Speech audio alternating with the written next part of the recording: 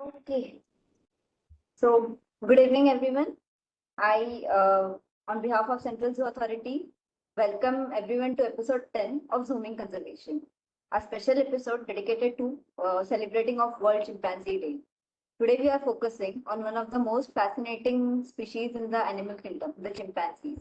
We are incredibly honored to have two distinguished experts with us for this occasion, Patrick Ween and Shweta Naik.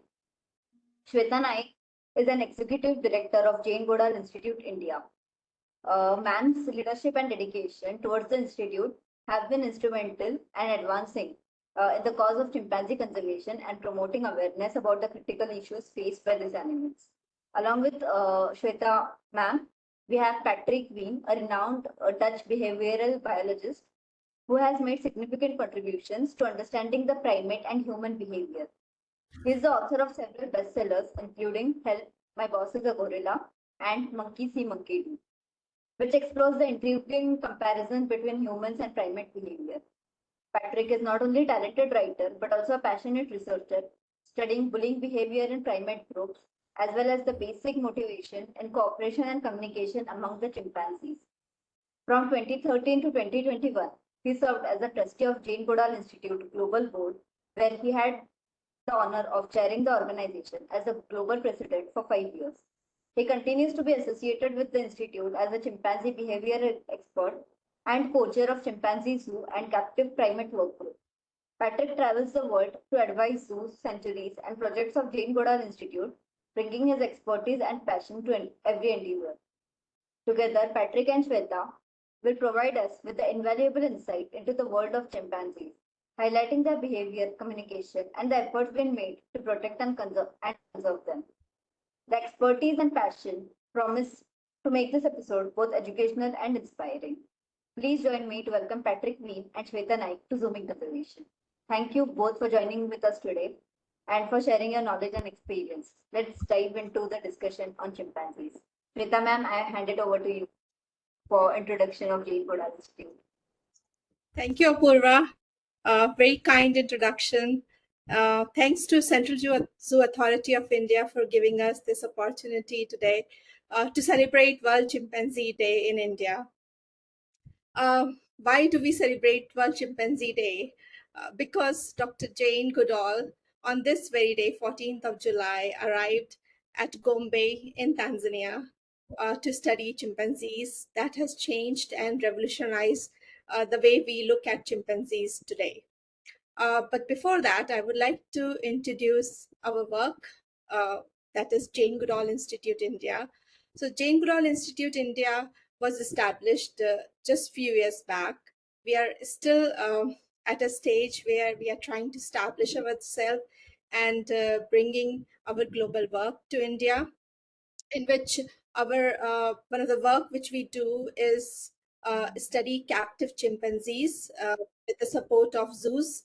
And this particular work is instrumental in terms of finding and study the captivity status of the chimpanzees all across the world.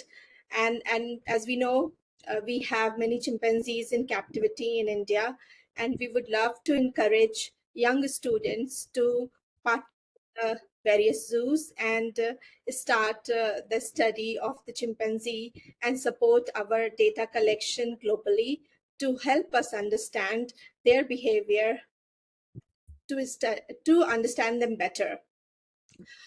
In this possibility, what we are trying to do is we first got together in 2022 and did a presentation at the International Conference of Sustainability Education in New Delhi, in which Patrick came physically, and we started the dialogue of studying captivity species, especially the primates in India, with the study of the chimpanzees in Indian zoos. And that after that, we had made some progress in working with Kolkata Zoo, where last 2 years we have been celebrating World Chimpanzee Days with the support of the Kolkata Zoo authorities. So this has been our work so far.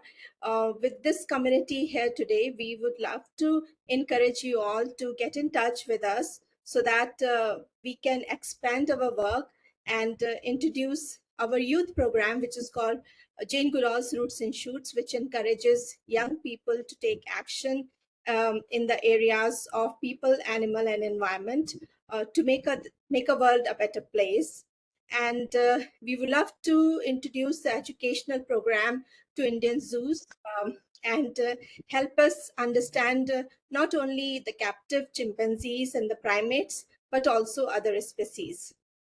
So now I hand over to Patrick, who will take you forward into the world of chimpanzees with their behavior uh, and their status today, which they enjoy in the world. Thank you. Thank you so Thank you much, both. Margaret. Sorry. Thank you both for this introduction and giving me the opportunity to talk today to you about chimpanzees, the work of Jane Goodall Institute, the status of the chimpanzees in the wild. Maybe it's good to talk a little bit about. I'm very happy with this opportunity the Central Zoo Authority of India gives us to talk about chimpanzees on, as just Shweta said, on World Chimpanzee Day. I think talking about chimpanzees, it's much easier for me to do that with some photographs and some videos because otherwise it will become very complicated for me because when Dr. Jane Goodall is around and she will visit India this year, she always starts with a greeting like chimpanzees do that and how they greet you. I will not do that. When you look on YouTube, on internet, you will find a lot of these introductions by Jane Goodall. I'm not that good in imitating Jane, and especially not good in imitating chimpanzee sounds.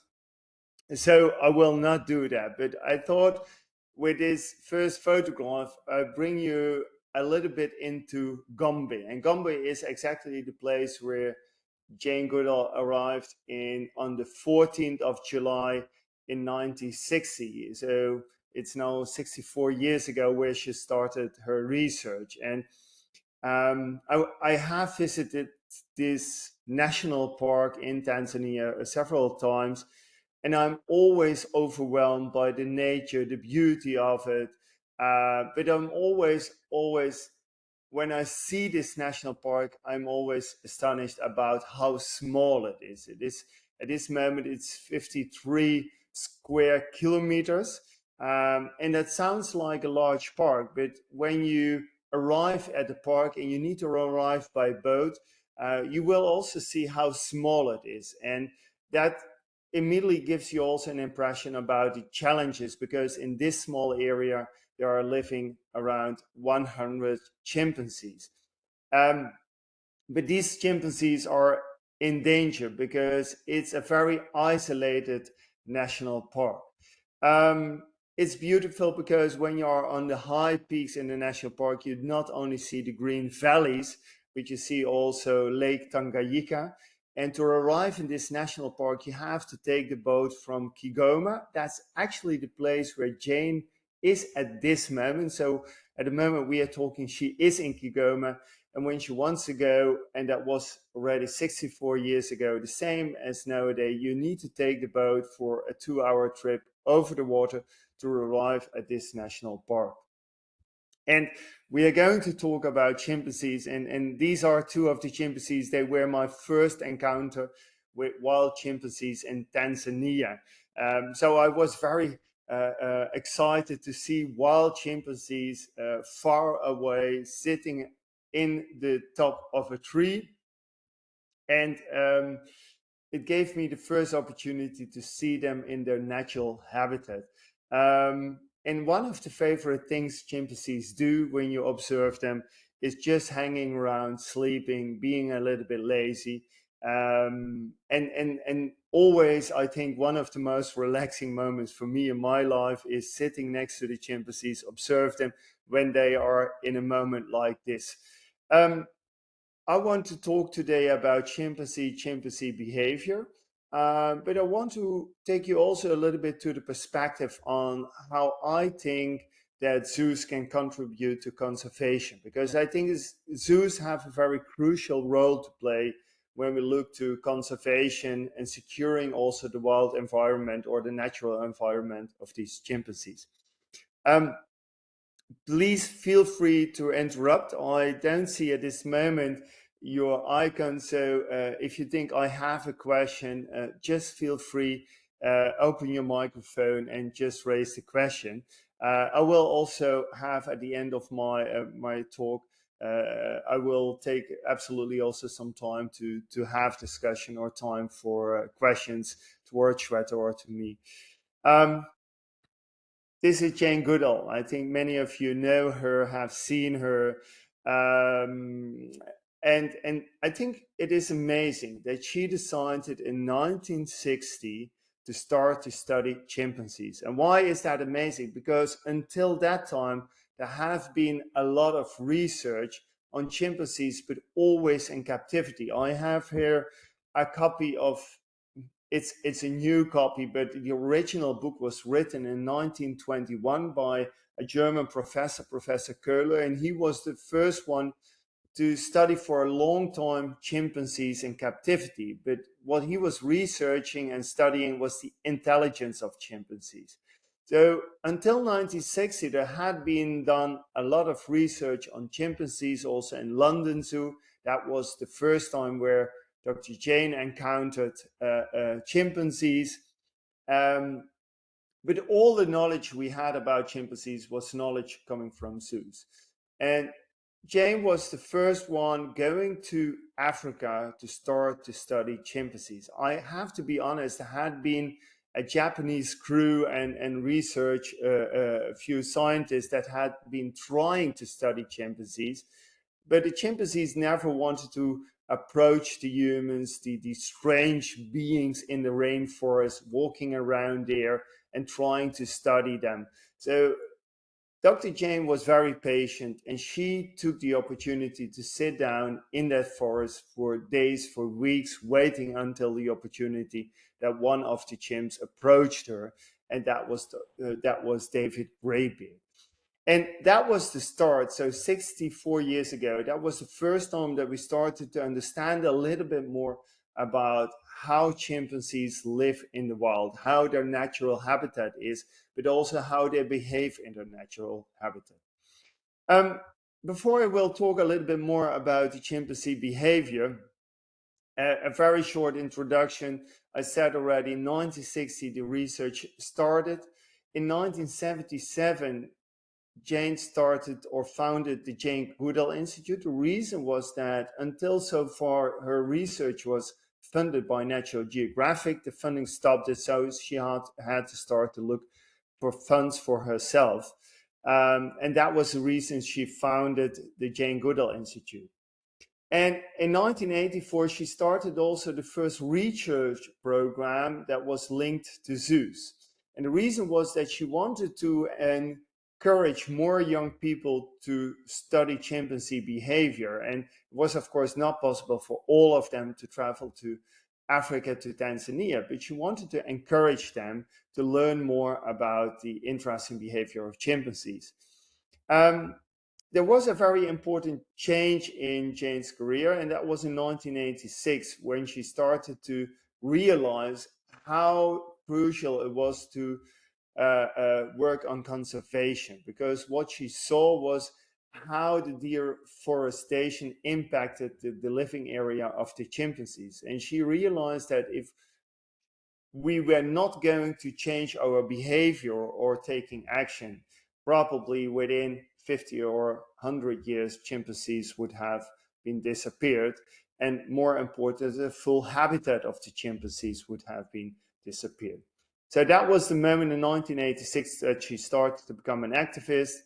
And in 1991, she started her youth program Shweta already mentioned, Roots and Shoots in Dar es Salaam, a program that is now spread worldwide in more than 60 countries where young people are engaged to work on environment, humans, nature, animals. In 1992, the first Jane Goodall sanctuary for chimpanzees was established, and that was in Chimpunga. A few years later, second sanctuary. Nowadays, we are responsible for 2 sanctuaries, and 2 other sanctuaries Jane has been founding. So I will talk a little bit more about them a little bit later. I think we can have a conclusion that we as humans have a responsibility for the nature around us. And that is, of course, the nature worldwide. Many animals we are sharing the world with. And one of these species we are sharing the world with are chimpanzees. Just for the understanding, when we talk about chimpanzees, we talk about actually 2 species, and we talk about 4 subspecies. So we talk about chimpanzees in the eastern region of Africa, and then we talk about Uganda, Congo, the Democratic Republic of Congo, Rwanda, Burundi, Tanzania. And when you look to this map, you will see Tanzania at the east side, so on your right side, where are a few very small spots. And you see just on the area on the border with Burundi, a green spot where chimpanzees are living. This is actually where we are talking about. That's the Gombe area. And we see that the chimpanzees living in Gombe, so the area where Jane started her research, are crossing the border to Burundi. We see also a spot between Burundi and Rwanda. And one of the largest areas still chimpanzees we will find is in the Democratic Republic of Congo. And you see also this purple area in the Democratic Republic of Congo. That's where the bonobos are living. So that's a different species. I will not talk about them. We'll have also a very interesting social behavior, but I will focus on the chimpanzees. And then we see on the left side, the Western chimpanzees region. We have, as Jane Goodall Institute in Senegal and Guinea, also a research area where our Spanish colleagues are focusing on research and conservation. Myself have been visiting Sierra Leone and Liberia to observe also the chimpanzees. I will talk a little bit about that. And we see in the middle, we see the Central African chimpanzee subspecies in the Nigeria, Cameroon chimpanzee subspecies. To summarize, we are looking at a very large area, geographical area where we talk about 4 subspecies. And the estimation of the total number of chimpanzees is around 200,000. And regular, I talk to people and I say, wow, 200,000, that are many chimpanzees. That is a very large population. But what we not should forget is that this large population of chimpanzees of 200,000, that can be diverted in 4 subspecies. But even when you do not look to the subspecies, but just to the total amount, you need to realize that most of these chimpanzees are living in very small, isolated national parks or forest areas. And probably most of them will not survive for the next 40, 50 years as a group. And the reason is very simple, because they are so extremely isolated. There will not be new genetical material entering that area. So one of the main focused activities of conservation organizations like the Jane Goodall Institute is also constructing areas, transfer areas between these small isolated patches of land where chimpanzees are still living. So when you look to this map, it looks like these areas are covered with all forests, but what we need to realize is that in a huge country or a huge geographical area, there are all very small patches of land, forest, where chimpanzees are living in an extremely isolated situation. So not all of these 200,000 chimpanzees still living, or the estimation what we think is still living. We have to realize that most of them won't survive for the next 40 or 50 years because they are just so extremely isolated, sometimes in small groups of 40, 50 chimpanzees only. And a group of 40, 50 chimpanzees will not be able to survive in the future. They need to have exchange with other social groups in nearby areas. That's, for example, also for the Gombe area, so where the Jane Goodall Institute is very active and where Jane Goodall started her research. That area, that small forest where I showed you the photographs in the beginning of, that's an area where at this moment 100 chimpanzees live. They are split in two social groups, so two neighbor groups. There is exchange between these groups, so young females join the group at the end of their puberty. When they are finished the stage as teenager, they move from one group to the other. But that is not even a healthy situation. So there needs to be an exchange for the chimpanzees still living in Burundi. And occasionally it's recorded that a chimpanzee from the Burundi area comes over to this Gombe area. So constructing safe areas where small forest lanes where the chimpanzees can travel through is, so these corridors, we call them, these corridors between the isolated areas, is extremely important. So why are chimpanzees, or how did chimpanzees become an endangered species? I think the main reason is habitat disappearance. There is a huge migration of people in this area.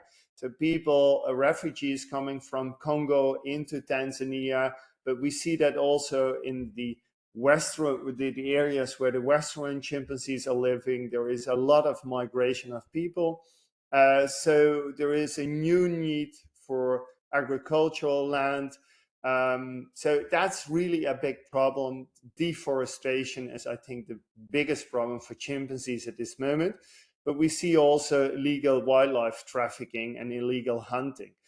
And this is a trend we see increasing. And the reason for that is that there are new markets, but also the impact of social media. So a lot of people see on social media, oh, chimpanzees are fun to have. We want to have chimpanzees. Rich private people who want to own a private zoo or own specially just a chimpanzee or a few chimpanzees are willing to buy chimpanzees on the internet.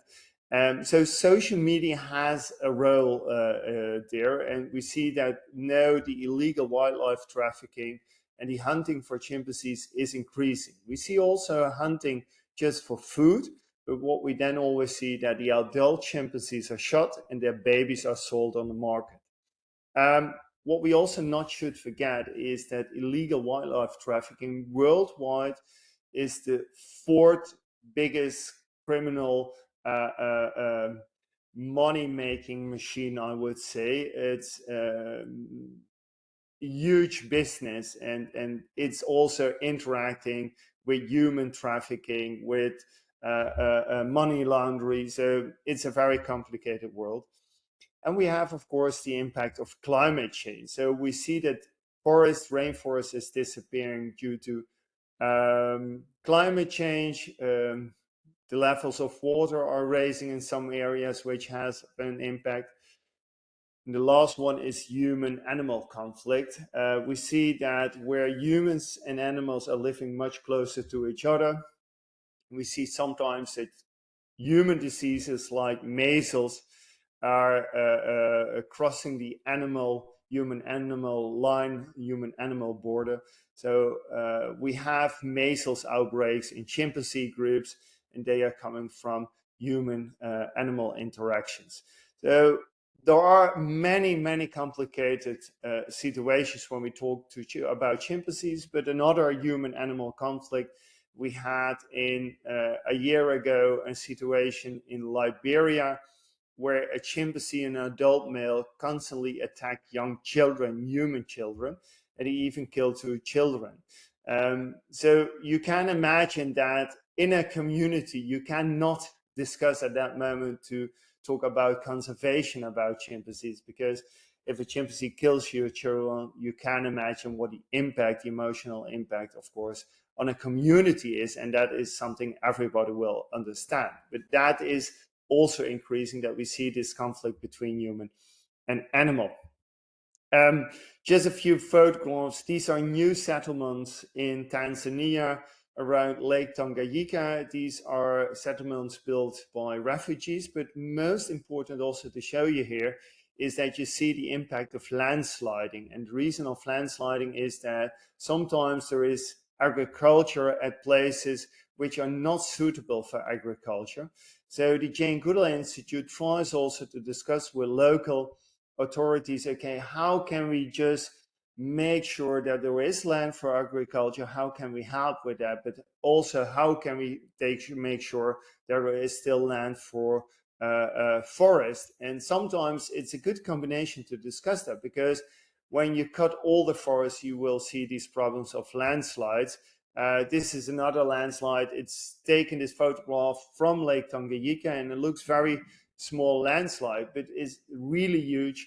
And below it, it was a small village that was covered by all the mud of this landslide. So it looks like there is a lot of green on this photograph, and there is a lot of trees, but that's not the reality. There is also a lot of cutting of trees, with also the impact of landslides. And it's something we understand, because all these migrations around there is absolutely a high need for new agricultural land. We see also the impact of fishermen, and the weird thing is that many people that come in these areas are originally fishermen, so they have a lot of knowledge about fishing, but now they are also transferring to agriculture, and they don't have the knowledge about agriculture. And that can be a disaster, because then they are cutting too much land for growing their crops, their food, but also sometimes on the worst places. So we try to help them with more and better agricultural techniques, also to avoid that they are starting agricultural and growing their food on places that are not suitable. And in this cooperation, we look, okay, which land would be suitable for the chimpanzees forest to live in, and which is suitable for humans to grow their crops. I think population change is a crucial issue that we see everywhere in the world, and especially also the migration. These are places, people living here need to have their food. So it's also something we understand, that we have this conflict and we need to solve it. And it's not just solving it by bringing back the forest, but it's also solving it by bringing in good land for agriculture. And we have also the impact of climate change. We see sometimes that the levels of water drop because of long dry seasons, but sometimes we have floods in areas. And the illegal wildlife trafficking, this is in Uganda, where we support, as Jane Goodall Institute, rangers that are looking if there are traps for wild in the forest where also chimpanzees are living. This is an example of a small trap for bushbuck. So this is not meant for chimpanzees, but unfortunately sometimes young chimpanzees are going in a trap like that. And we see in many areas where still wild chimpanzees are living, that sometimes more than 25% of the chimpanzees are missing hands or feet because they lost their hands and feet just in traps like this. So it's not immediately killing the chimpanzees, but it has a huge impact on the chimpanzees. So this is an area where people do not hunt for chimpanzees, but they are setting up traps for other animals, and yeah, the chimpanzees just end up in a trap like that. And there is a good reason, or there is a good opportunity that they lose a hand or foot in a trap like this. And of course, not the adult ones, but the young ones will lose something.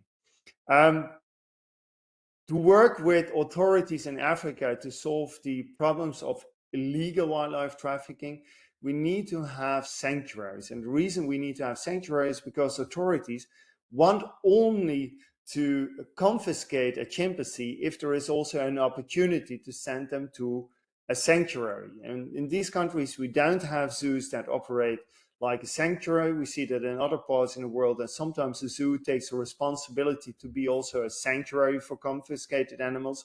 We don't then have them in these areas where chimpanzees live.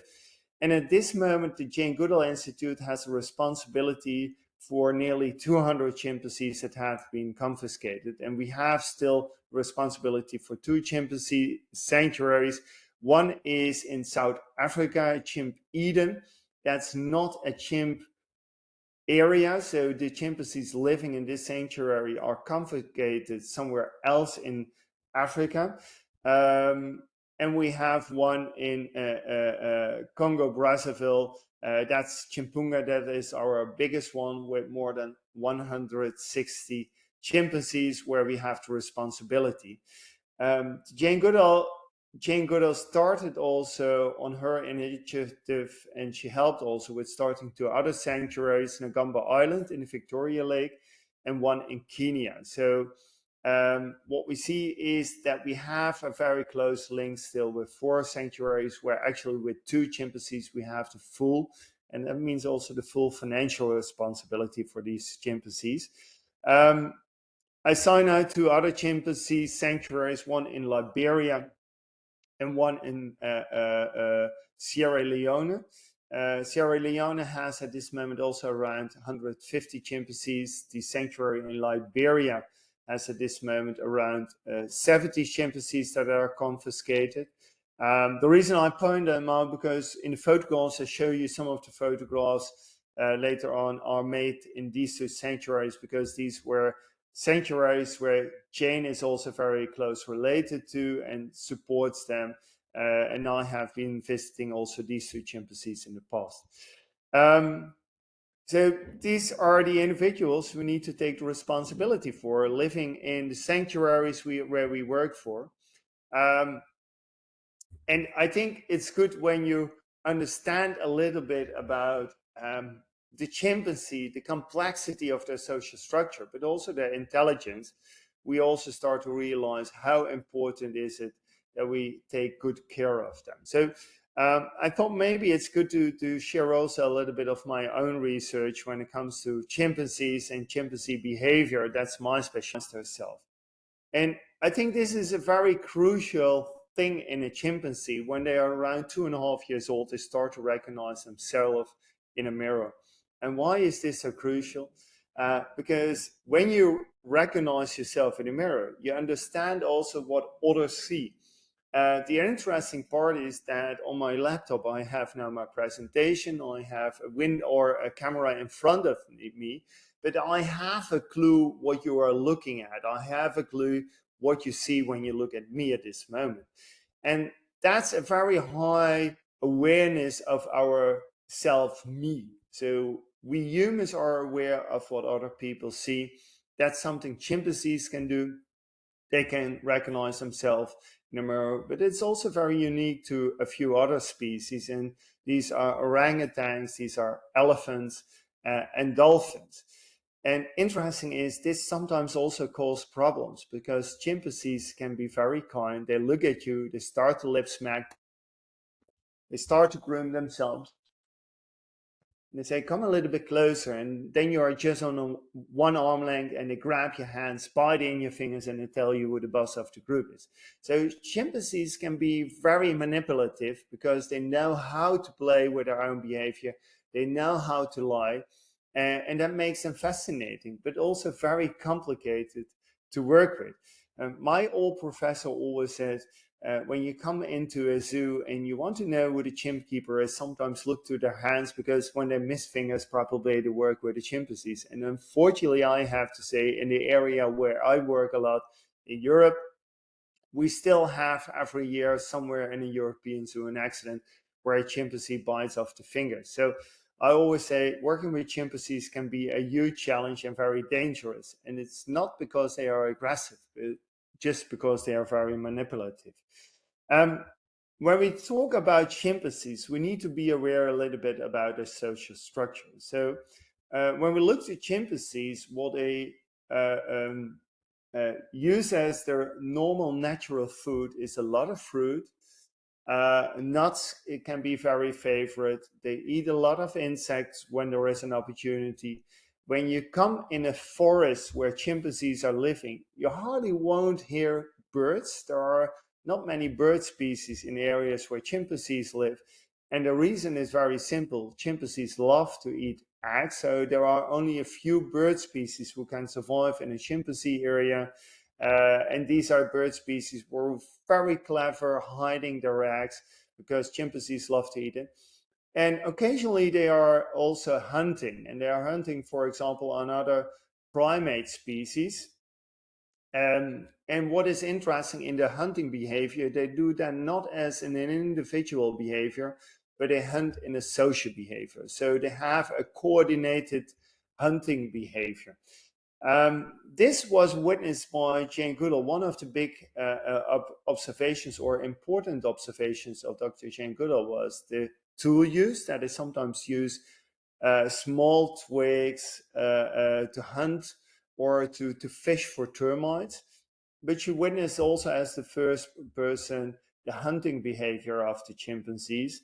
And the third important observation was their war behavior. So when you have a social group of chimpanzees, they will be in a constant situation of war with a neighbor group. So they have this area. I showed you in the beginning the photograph of this Gombe area. You see very steep valleys, and sometimes a group occupies one or two valleys. That's one social group. And then you see one valley further away, the other social group. And the reason why chimpanzees have this very territorial behavior is because they forage mainly on nuts and, of course, also on fruits. So when we see primate species who forage on, for example, leaves and stem of twigs, they are less territorial. But the moment when chimpanzees or species become more focused on fruits or nuts, something that is very seasonal in the trees, then you will see that they start to be very territorial to protect the fruit trees, to protect the food resources. And that is also that when there is a climate change, you will also see, or a seasonal change, you will see that the behavior also change because they need to make sure there is sufficient food in their living area. Like the small berries on trees, it's something they like to eat. It's a main part of their feeding system. But the problem is berries like this are only in a very specific season available. So that makes the chimpanzees as a social group, they defend the territory where actually the most important part is there enough food resources within our territory? Finding their fruits, it's a very crucial part, but living in a social group, it brings also conflicts. And the interesting part of living in a social group is also the bonding behavior, because it's not always, they are not always family of each other. So we see that the males continue to live in a group where they are born, and we see that the females migrate from one group to another group. So most of the males, adult males in a group, are family of each other, but it is possible that from historical background, there are several family lines within one group. But the females in this species so migrate, the males continue to live in one group. So when we look also to situations in zoos, we prefer always to migrate the females from one zoo to another. And the best moment to do that is around the ending moment of the teenager time, so between 8 and 10 years, and not migrating males, because Males are normally the individuals, the sex that stay in their group, in their bird group. So for the interaction and the bonding behavior, we know the grooming behavior. And a lot of people still think that chimpanzees just are looking for all the parasites in the fur, but actually what they do is just paying attention to each other, giving interest in each other, comforting each other. And I have been groomed by chimpanzees when I was working in a sanctuary. I can guarantee you it's not a very comfortable feeling because the plucking on your hairs is very hard. But after a few minutes, it starts to be relaxing because by the grooming behavior, pulling the hairs, you release endorphins in your blood. And that gives you a comfortable feeling, but also a relaxing feeling. So very frequent we see chimpanzees grooming each other for a long time, closing their eyes, relaxing. And that is also a way of showing each other we can trust each other. When we see the behaviors in chimpanzees in the wild, we see also a lot of behaviors related to dominance and submissive behavior. So the photographs you just saw is a dominant male where a female is approaching with a submissive behavior. So making herself small, where the dominant male then after a few seconds says, okay, he starts to groom and saying, okay, I'm happy that you acknowledged my position. So a lot of behaviors in chimpanzees are related to establishing a group that is secure, that has a good hierarchy, and where individuals are safe to live. But that requires also that you have a strong hierarchy, but it requires also that you have a lot of social behaviors that are proving, okay, this is the way we are dealing with. The film I'm now showing you, I hope you can see it, it involves two dominant males in a zoo situation.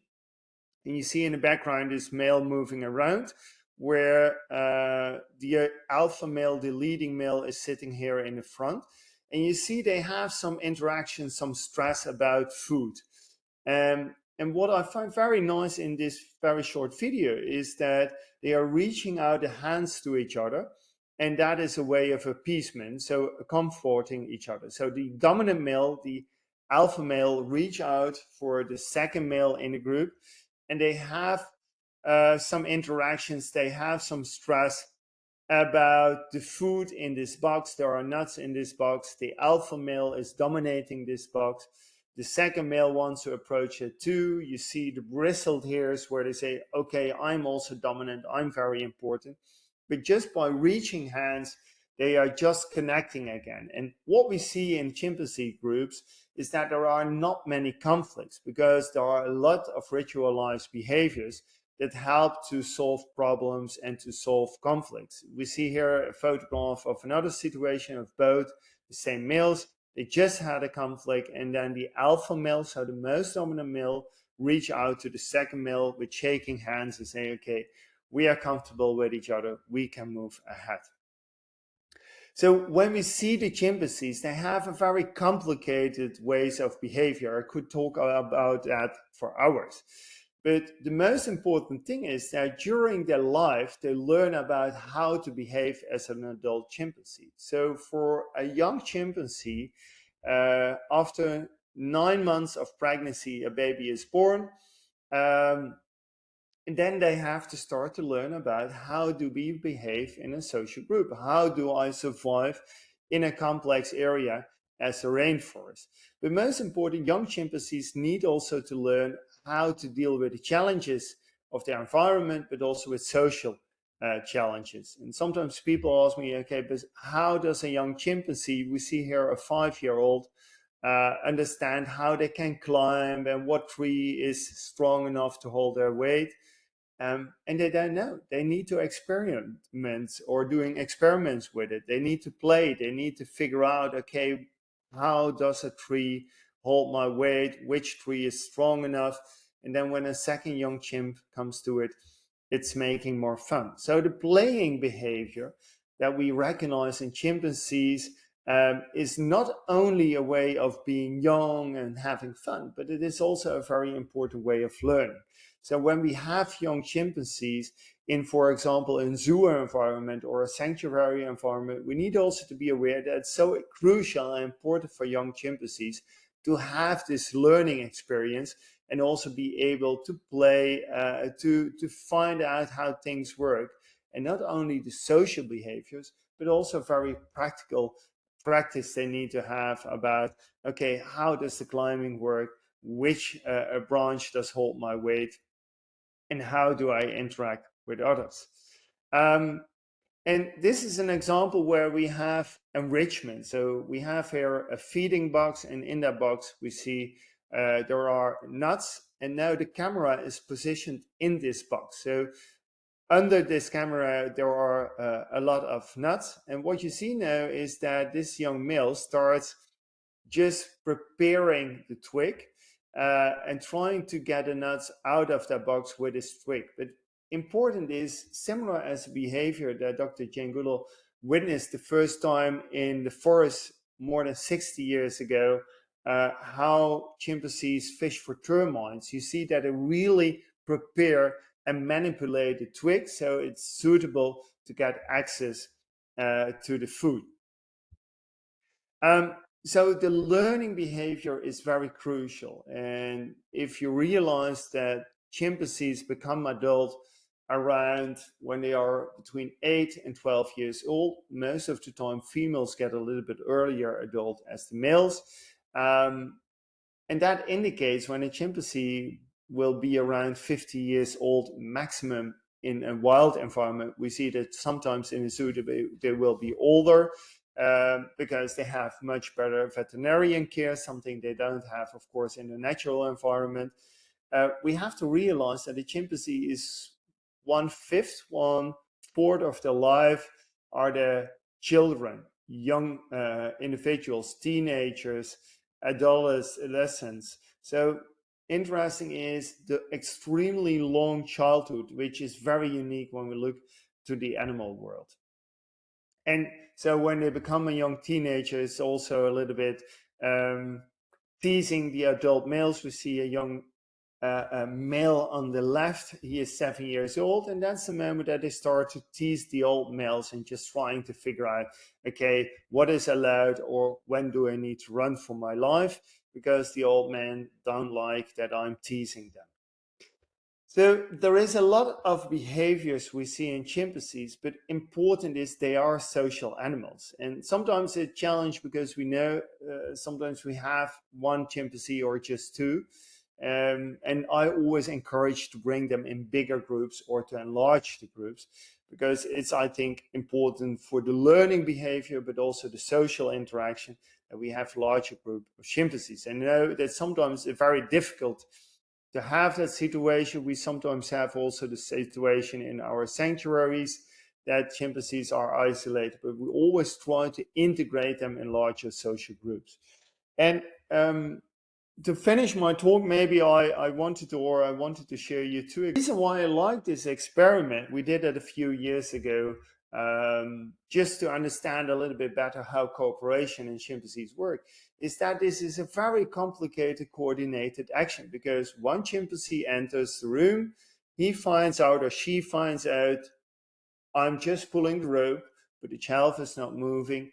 I need a second colleague. She walks outside. She calls for another chimpanzee. The second chimpanzee comes up. She pushes in the right direction. And in coordination, they get access to the food. And we use this kind of experiments to demonstrate the social intelligence.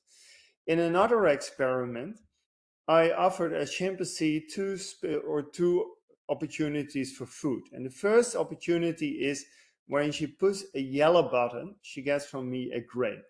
And that's very high valued food for a chimpanzee. There is a lot of sugar in it. They like grapes.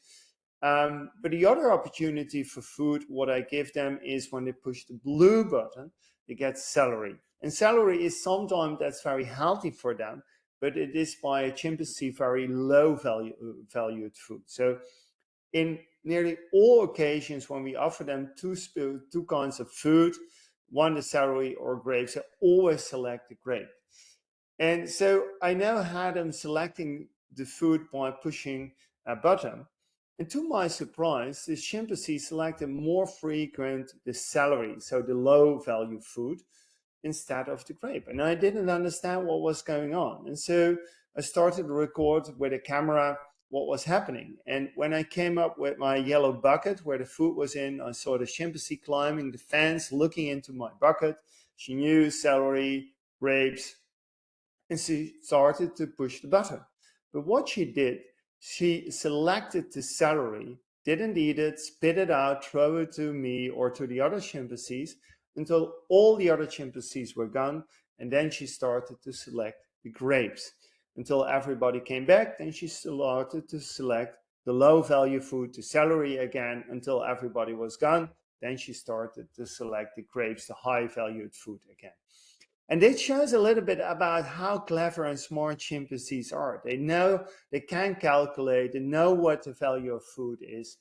And this is for me a very good example how they can manipulate, but more important, the social intelligence of chimpanzees and how we can demonstrate.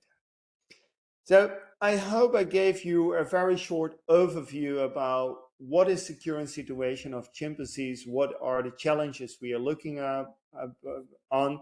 The second part, a little bit more about, okay, how interesting, fascinating, and how smart these social animals are, and how they sometimes also compare to our human behavior.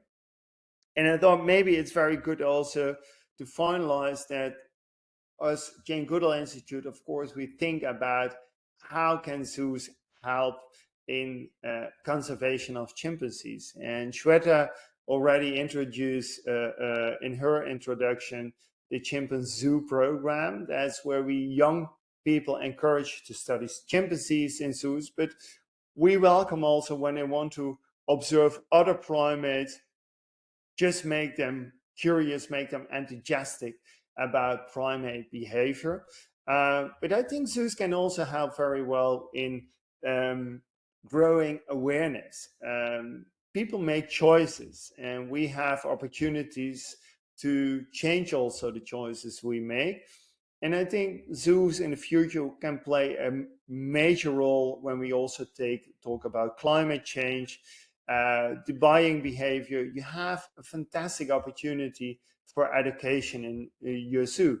And as Jane Goodall always says, every individual can make a change. And even every small choice I make as an individual, everything that is in a human's opportunity, and that is for everybody in the world a different one. But sometimes with the choice we make, we can make a difference. I think we can play a major role also in legal wildlife trafficking to stop that. And social media is something very important in that. And with different organizations worldwide, we have a program we talk about, and we name that. We try to encourage people not to share, not to like photographs, videos on social media that are demonstrating a dressed up chimpanzee, a chimpanzee in close contact with humans. And that's, of course, not only for chimpanzees, that is also for other animals. So in the campaign we are having Forever Wild, we hope to encourage people, please be aware of what you do on social media, because that's a place where we stimulate a lot of negative behaviors. And I think zoos can make a huge contribution to conservation, and that's mainly through education, as I mentioned that, and awareness. When all the zoo visitors in India just take a very small message to home about the beauty of nature, about the interesting part of social behavior of, in my case, chimpanzees, I think we can make a very small change, but it is a very crucial change. And I think this contribution to conservation, education, awareness is a very crucial one. And this is an example of the campaign, and I think Shweta will be very happy, and I will help Shweta with that, maybe to share something about that. But what we do is trying to encourage people, just be very aware about what we share and what we like on social media. I always say it's our family, and we have a responsibility there. And I hope I gave you some inside information or background information about chimpanzee behavior and the work of the Jane Goodall Institute. And I don't know if there is still some time for questions, but I'm happy to answer them. Thank you so much, sir, for very insightful presentation. I would request participants, if they have any questions, you can unmute yourself or type in chat box so we can take up your questions. And actually, to say also, when there are questions or things you want to discuss, please feel free to reach out through Shweta.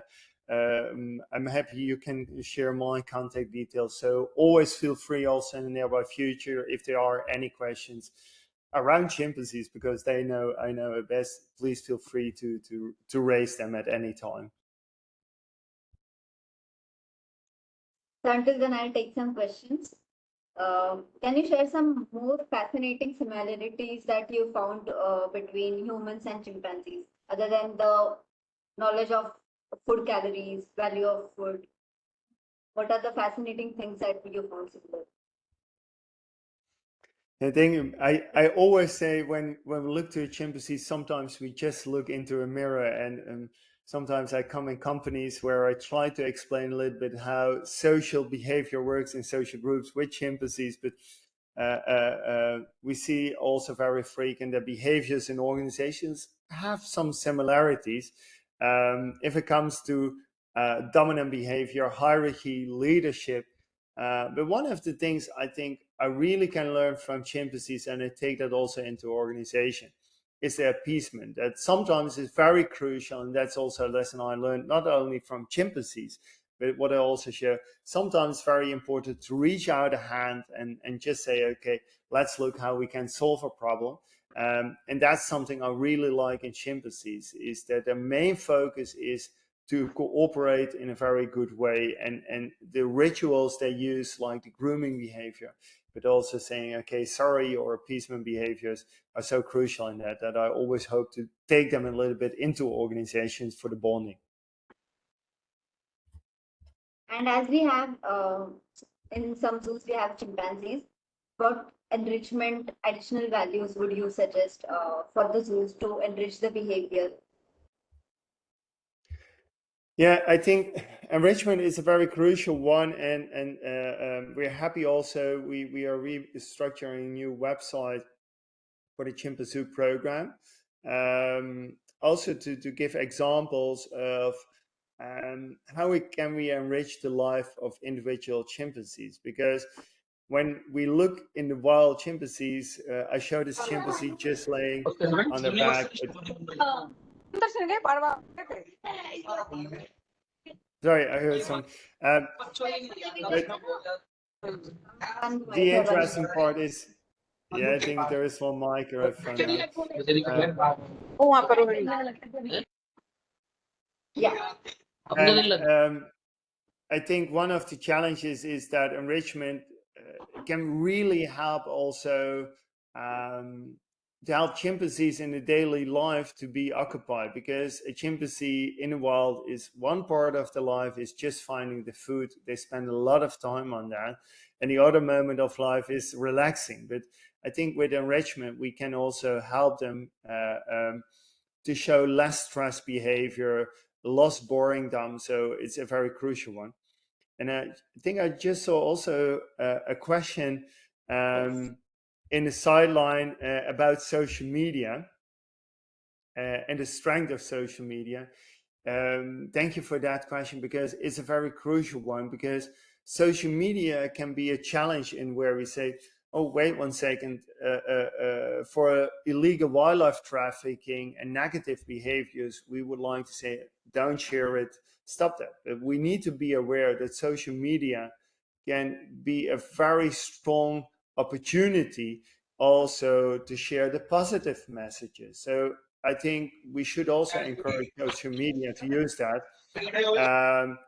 For example, also to share knowledge, to show the beauty, but also help people to understand what the challenges in the wildlife are. So the question raised around that, I think we should embrace social media also as a very important opportunity to make a change in the world. And Dr. Jane Goodall said years ago, we need to be aware there are several reasons for hope for the future.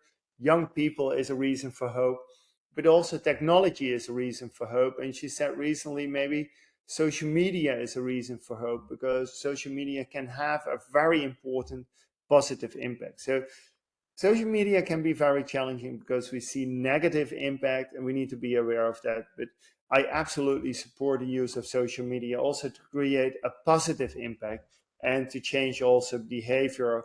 And we see specific young people, they follow influencers, they see what is happening on social media, and social media can be a very important change in life or help us to change life. So also talking about the illegal trade of chimpanzees, can you give some insights, like how big the trade is, and the live animals or the body parts? Like, can you give some insights in the trade, illegal trade? Sorry, can you repeat that one? My sound was not. While talking about the illegal trade in chimpanzees, can you give some insights about how big the trade is when we talk about the trade in live animals or also the body parts? Sorry, the sound was bad, but when I understand right, is how is the challenge when we look to illegal wildlife trade and also the trade in chimpanzees? Yes. Was that right? Yeah. Yes. Yes. Yeah. We do not have a very good clue how many chimpanzees are at this moment in the illegal wildlife trade. And the reason is because it's not very well visible. So we know there are different trades around chimpanzees. One is the bushmeat. So that is where people just hunt for the meat and eat it locally. We know sometimes that there are also body parts sold to different parts of the world. I know specific in Europe, there's a big market for chimpanzee meat. So there is a trade in chimpanzee meat. And we see also the live chimpanzee trading. What we see at this moment is that these two are combined. So what we see is on one side that adult chimpanzees are shot for the meat, and the young chimpanzees, they are then sold on the market.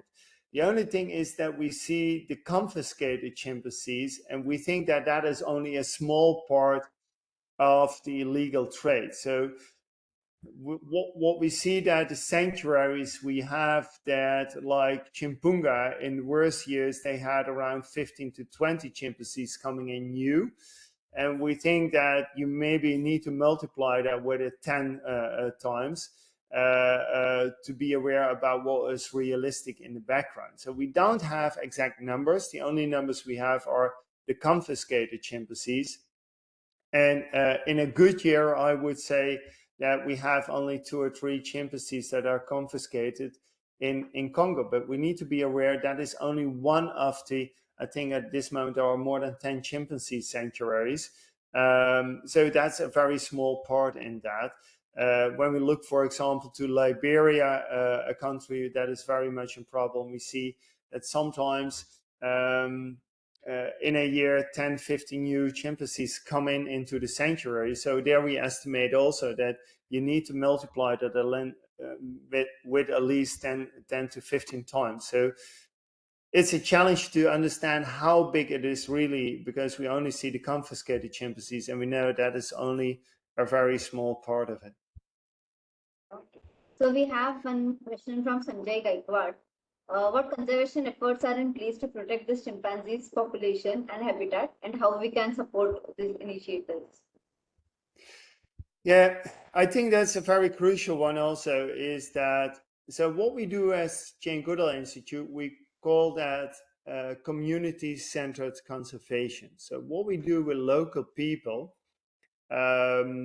is that we look how can we encourage people to start tree planting. And most important of tree planting is constructing corridors between the isolated forest areas where still chimpanzees are living. And what we do is help people growing income, because you can't discuss with people living in a chimpanzee area and say, don't touch the forest, don't grow crops. You need to help people to have an income and also to have their own food. So what we do is we help to construct good agriculture areas where they can grow their crops, sell food. We help them to grow coffee. We have also a cooperation for honey. So we help them to raise an income, a serious income. What we also do is help education, schools, building schools, and we help them also with medical care. We don't offer the medical care ourselves as Jane Goodall Institute, but what we do is cooperate with other partners. So what we do is trying to set up a social system with education, with income, and also with medical care in the area where chimpanzees are living.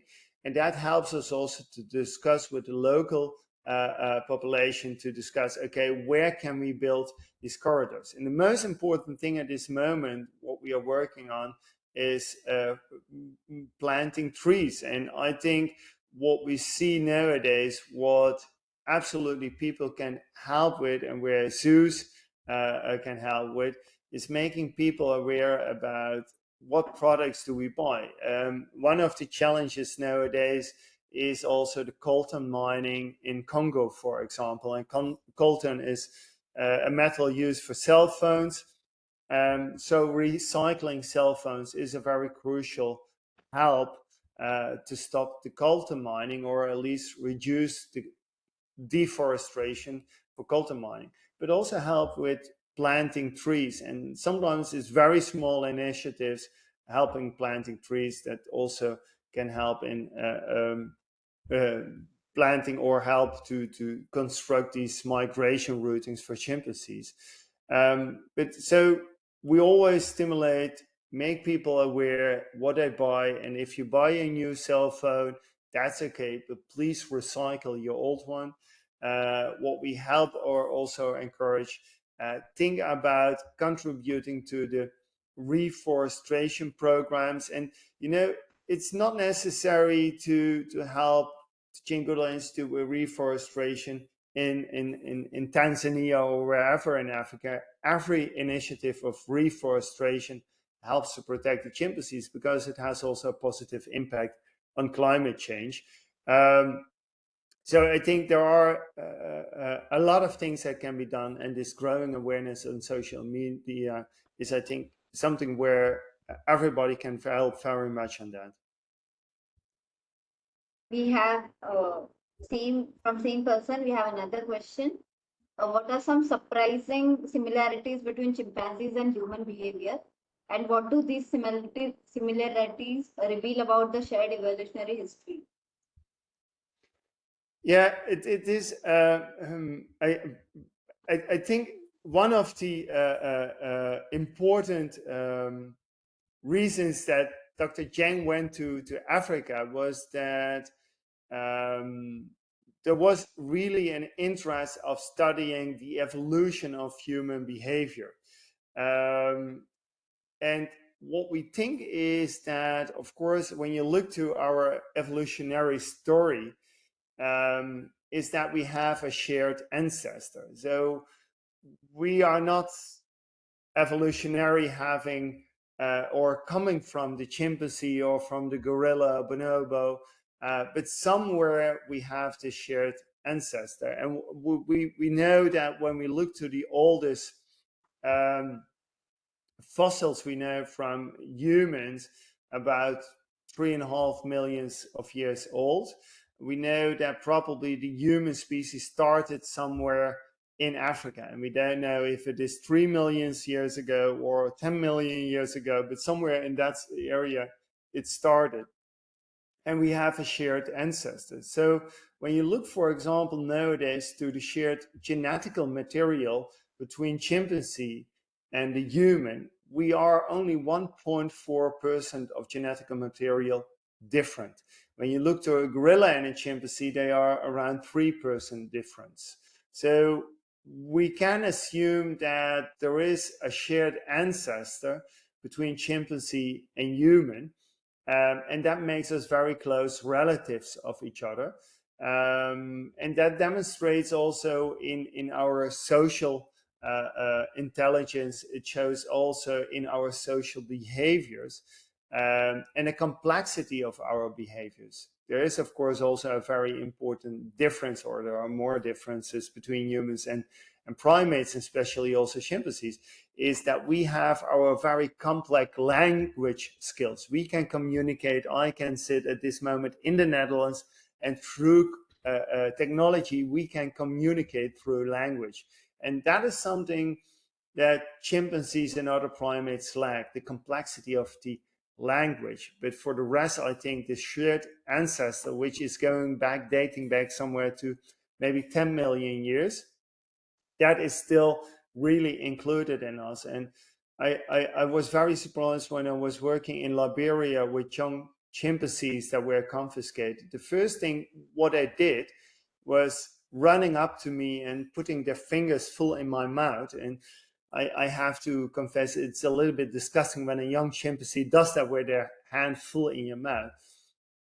But the reason I like this very basic way of testing trust, because that's a way how chimpanzees test their trust, if they can trust you or that you trust them, by putting fingers in the mouth, is that you worldwide sometimes observe young mothers with a baby, with a newborns, and sometimes mothers take the hand in the mouth and just say to the baby, you can trust me. So sometimes there are very small rituals that are so integrated in our genetic material that we see them in humans, and we see them also in chimpanzees. But I'm happy that there is also still a difference, that we as adults don't do that anymore, but that's something that chimpanzees still do.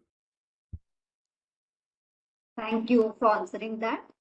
From Dr. Amit, we have one question. What is the strategy for successful breeding plan in captivity? We have one pair of chimpanzee. Male is 15 years old and female is 14 years old, but still not mating. So, what are the successful breeding strategies that you would suggest? Yeah, the issue is that there can be different reasons. So normally a chimpanzee in the age of 15, 14 year, both are mature. So they are sexual mature, so they should be in the normal mating behavior.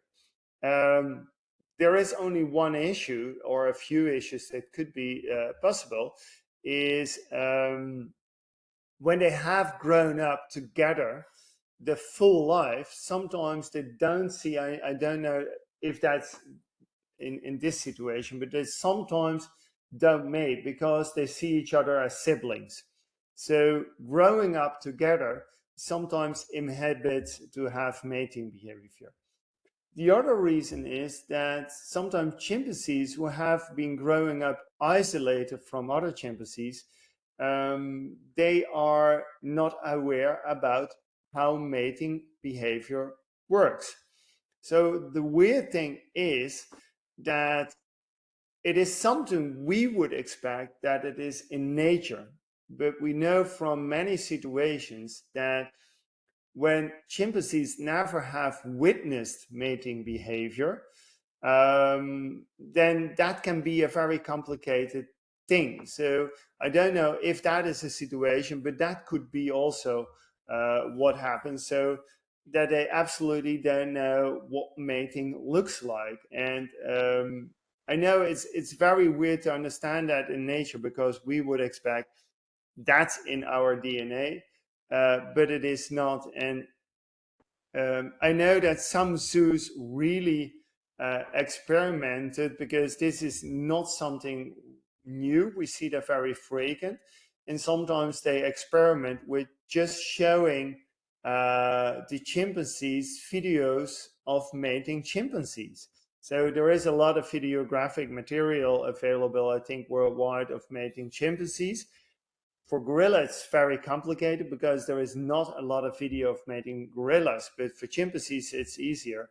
And I know that some zoos really experiment with that successfully, just showing videos of mating chimpanzees. So sometimes it's just because they don't have the experience, that they don't know how it works. And I'm just assuming that the female has her normal cycle, because it's of course important that the female comes in estrus, because that's the first condition that is important. But I think that is something that will be checked. So the moment the females come in estrus, males of 15 years old normally mate, but probably they never have witnessed it, and sometimes showing videos can be helpful. Thank you so much for that. I don't think there are any more questions. Shweta ma'am, do you have anything to say? Not really. Yeah. I wanted Patrick to give all his insights and share his expertise, which I know he did very well. And we would love to be in touch with each one of you. And please feel free to reach out to me. Apurva will share our details. And we are happy to share more details about our Roots and Shoots program with zoos and also our chimpanzee program. So thank you. So I'll proceed with vote of thanks then. And I'll share your contact details with all the zoos, so they can contact you if they have any problem with chimpanzees and everything. Yeah. And, So, and as we Shweta complete- is trying to, sorry, Shweta is trying to convince me to come together with Dr. Jane to India in I think somewhere at the end of year. And I'm happy then also to see if there is any opportunity that I meet a few of you in person. So happy to also to come to the zoo. So look forward to meet you in person too. Yes, yes, yes. Yes, and also if we can come together and if we can, bring across all the zoos directors and various vets from zoos where we have captive chimpanzees, we would love to facilitate a workshop and to start our kind of a study of captive chimpanzees in India. And maybe that would solve Dr. Amit's question about the mating crisis, which he's facing at the moment. But I would also like to share my experience with the Calcutta Zoo chimpanzees. They have three captive chimpanzees, which are pretty younger, and I think that is a typical case of wildlife trafficking. And they ended up there at the Kolkata Zoo. And one of the male chimpanzees who was there earlier, he is like a father figure. He's very quiet. Very gentle. His name is Babu. And the other three are younger. And some interesting observations with zoos. Zoo there is keep sharing with me is that the female is growing up with the two other siblings rather, but then not growing up as a sibling, but rather she's attracted towards one particular male. And let's see how that goes out in the future. But yes, it would be great to share such insights and behavior finding with each one of you. So thank you. Sure, ma'am. And with this, I'll try to have word with MS sir regarding the combined workshop, and then we'll let you know how things go forward. So, as we conclude this special episode of Zooming Conservation, in celebration of World Chimpanzee Day, I would like to extend a heartfelt vote of thanks to our esteemed guest Patrick and Shweta Naik. Patrick, your profound insights in the behavior and communication of chimpanzees have provided us with deeper understanding and of these remarkable creatures. Your passion for studying the conserving these primates is truly inspiring, and we are grateful for your time that you have taken up to share your expertise with us. Shweta ma'am, your leadership and dedication towards Jane Goodall Institute in India have made significant strides in the field of chimpanzee conservation. We hope to have collaborative efforts to work on conservation of chimpanzees in India. To our audience, thank you so much for joining in, and we look forward for more collaborations. Thank you. Thank you so much. Thank you all. Thank you all.